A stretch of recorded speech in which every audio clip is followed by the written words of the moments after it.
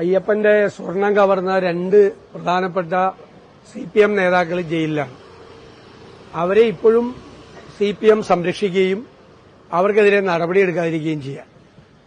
എന്നിട്ട് അത് മറച്ചുവെക്കാൻ വേണ്ടിയിട്ടാണ് ബഹുമാനപ്പെട്ട മുഖ്യമന്ത്രി, അദ്ദേഹം മുഖ്യമന്ത്രി ആയതിനു ശേഷം നടത്തിയ ഏറ്റവും നിലവാരം കുറഞ്ഞ ഒരു പത്രസമ്മേളനത്തിൽ സോണിയാഗാന്ധിയുടെ കൂടെ പോറ്റിയുടെ ഫോട്ടോ ഉണ്ടെന്നുള്ള ഒരു ആരോപണം ഉന്നയിച്ചത്. ഞാൻ ചോദിക്കട്ടെ, മുഖ്യമന്ത്രിയുടെ കൂടെ ഫോട്ടോ ഉണ്ടല്ലോ, ഞങ്ങൾ മുഖ്യമന്ത്രി സ്വർണ്ണക്കൊള്ളയിലെ പ്രതിയാണെന്ന് ഞങ്ങൾ പറഞ്ഞു. ഇങ്ങനെയുള്ള ആളുകൾ പലരിടത്തും പോയിട്ട് പലരുടെയും ഫോട്ടോ ഉണ്ടാവും. അതല്ലല്ലോ ഇവിടുത്തെ വിഷയം. ഇവിടുത്തെ വിഷയം അയ്യപ്പന്റെ സ്വർണം കൊള്ളയടിച്ച ആളുകൾ. അത് LDF അധികാരത്തിലിരിക്കുമ്പോൾ ദേവസ്വം ബോർഡിന്റെ പ്രസിഡന്റുമാരായിരുന്ന രണ്ടുപേരാണ് ജയിലിൽ കിടക്കുന്നത്. ഇനിയും പല പ്രധാനപ്പെട്ട ആളുകളിലേക്കും പോകണം, വൻ ഡോക്കുകൾ ഉണ്ട് എന്ന് കോടതി തന്നെ അഭിപ്രായപ്പെട്ടിരിക്കുന്നു. ആ സ്വർണ്ണക്കൊള്ള മറച്ചു പിടിക്കാൻ വേണ്ടി ഫോട്ടോയുടെ കാര്യം പറഞ്ഞിട്ട് എന്താ കാര്യം? അവരെ കൂടെ ആരെയൊക്കെ ഫോട്ടോ ഉണ്ടാവും? ഇപ്പോ ടൂറിസം വകുപ്പിൽ ഒരു വ്ളോഗർ ഉണ്ടായിരുന്നു, മന്ത്രി റിയാസ് മുൻകൈയെടുത്ത് കൊണ്ടുവന്നതാണ്. പിന്നീടാണ് അവരേതോ സ്പൈ ആണെന്ന് പറഞ്ഞത്. അപ്പൊ മന്ത്രി റിയാസിനെതിരായിട്ട് ആരോപണം വന്നപ്പോൾ ഞാനാ പറഞ്ഞത് അതിലെങ്ങനെ റിയാസ് തെറ്റുകാരനാവുമെന്ന് ചോദിച്ചത്. കാരണം വ്ളോഗർ സ്പൈ ആണെന്ന് അറിഞ്ഞിരുന്നെങ്കിൽ ഇവിടെ കൊണ്ടുവരുമോ? അപ്പൊ അവര് നേരത്തെ വന്നു, അവര് വ്ളോഗറാണെന്ന് വിചാരിച്ച് കൊണ്ടുവന്നാണ്. പിന്നീട് സ്പൈ ആണെന്ന് തെരഞ്ഞെടുപ്പ് എന്റെ കൂടെ എയർപോർട്ടിൽ വെച്ചോ റെയിൽവേ സ്റ്റേഷനിലെ കൂടോ ഒരാൾ വന്ന് ഫോട്ടോ എടുത്ത് ഞങ്ങളൊക്കെ നിന്നു കൊടുക്കും. ആര് ഫോട്ടോ എടുക്കാൻ വന്നാലും നാളെ അയാൾ ഏതെങ്കിലും വല്ല കള്ളക്കടത്ത് കേസില കവർച്ച കേസില അയാൾ പ്രതിയായ നിങ്ങൾ ഇടാൻ പോണത് എന്റെ കൂടെ അയാൾ ഇളിച്ചോണ്ടിരിക്കുന്ന പടമായിരിക്കും. അതിന് ഞാൻ തെറ്റുകാരനാവോ? അപ്പൊ ഇത് ഈ യഥാർത്ഥ വിഷയം മറച്ചുവെക്കാൻ ശക്തമായ തിരിച്ചടിയാണ് കിട്ടിക്കൊണ്ടിരിക്കുന്നത് CPM-ന് ഈ വിഷയത്തിൽ. ഇപ്പോഴും ഈ സ്വർണ്ണക്കൊള്ളയിലെ പ്രതികളെ സംരക്ഷിക്കുന്ന നടപടി പോലും എടുക്കുന്നില്ല. പേടിച്ചിട്ടാണ്. കാരണം അവര് മൊഴി കൊടുത്താൽ മറ്റു വലിയ നേതാക്കന്മാർ കൂടി അകത്തു പോകും എന്നുള്ള ഭയം കൊണ്ടാണ് ഇവർ ചെയ്യുന്നത്. ഞങ്ങൾ പറഞ്ഞ എല്ലാ കാര്യവും ശബരിമലയിലെ ശരിയാണ്. ശബരിമലയിലെ മാത്രമല്ലല്ലോ, മുഖ്യമന്ത്രിയുടെ ഓഫീസ് അനാവശ്യമായി ഇടപെടുന്നു, പോലീസിലെ ഹൈറാർക്കി തകർക്കുന്നു എന്ന് ഞങ്ങൾ ആരോപണം ഉന്നയിച്ചു. ഇപ്പത് DGPക്കെതിരായിട്ട് ആരോപണം ഉന്നയിക്കുന്നു.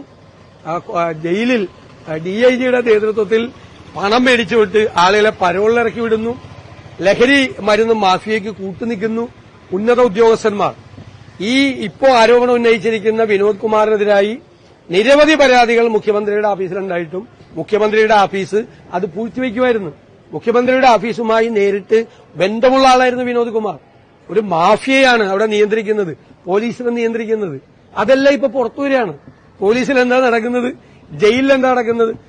ഞങ്ങൾ നിയമസഭയിലടക്കം നിയമസഭയ്ക്കകത്തും പുറത്തും നിരവധി പ്രാവശ്യം ആരോപണം ഉന്നയിച്ചു.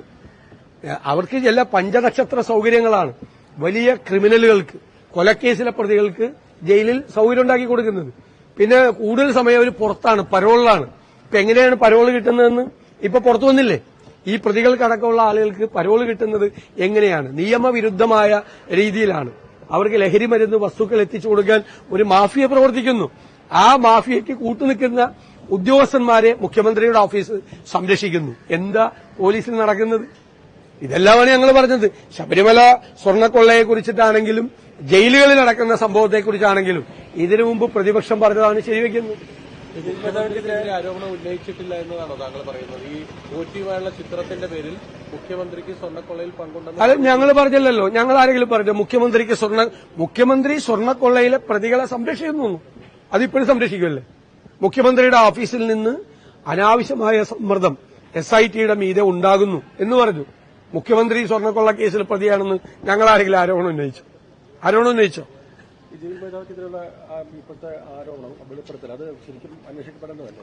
ഗൌരവതരമായി അന്വേഷിക്കപ്പെടേണ്ട കാര്യമാണ്. കോടതി ശിക്ഷിച്ച് ജയിലിൽ കിടക്കുന്ന വലിയ ക്രിമിനലുകൾക്കാണ് എല്ലാ സൌകര്യം ജയിലിൽ ഇത്രയും ഉയർന്ന ഉദ്യോഗസ്ഥന്റെ നേതൃത്വത്തിൽ ചെയ്യുന്നത്. അപ്പൊ അതിന്റെ ഷെയർ പറ്റിയിരുന്നു വേറെ മേലുദ്യോഗസ്ഥനാണ് മറ്റൊരു DIG ഇപ്പൊ വെളിപ്പെടുത്തിയിരിക്കുന്നത്. അപ്പൊ എന്തെല്ലാം സംഭവങ്ങളാണ് ജയിലുമായി ബന്ധപ്പെട്ട് നടക്കുന്നത്, മനസ്സിലായില്ലേ? സാധാരണക്കാരോട് പോലീസ് എത്ര ക്രൂരമായിട്ടാണ് പെരുമാറുന്നത്.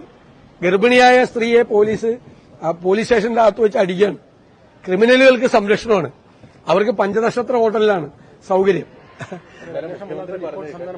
വാർത്താസമ്മേളനത്തിൽ മുഖ്യമന്ത്രി പറഞ്ഞത് സോണിയാഗാന്ധിയെ പോലെ അതീവ സുരക്ഷാ പരിശോധനകളൊക്കെ കഴിഞ്ഞ് കയറേണ്ട ഒരു സ്ഥലത്ത് K. കരുണാകരൻ പോലും കാത്തു നിന്ന് മടങ്ങിപ്പോകുന്ന ഒരു സ്ഥലത്ത് എങ്ങനെ പോറ്റിയും ഗോവർദ്ധനും പോയി എന്ന് അല്ലെന്നേ സോണിയാഗാന്ധിയെ കാണാൻ ഒരു ബുദ്ധിമുട്ടുമില്ല. അപ്പോയിന്റ്മെന്റ് ചോദിച്ചു കഴിഞ്ഞാൽ കൊടുക്കും. പലരും വഴി ഇങ്ങനെയുള്ള ആളുകൾ പല പ്രധാനപ്പെട്ട ആളുകളെയും പോയി കണ്ടു കാണും, ഫോട്ടോ എടുത്ത് കാണും. മനസ്സിലായില്ലേ?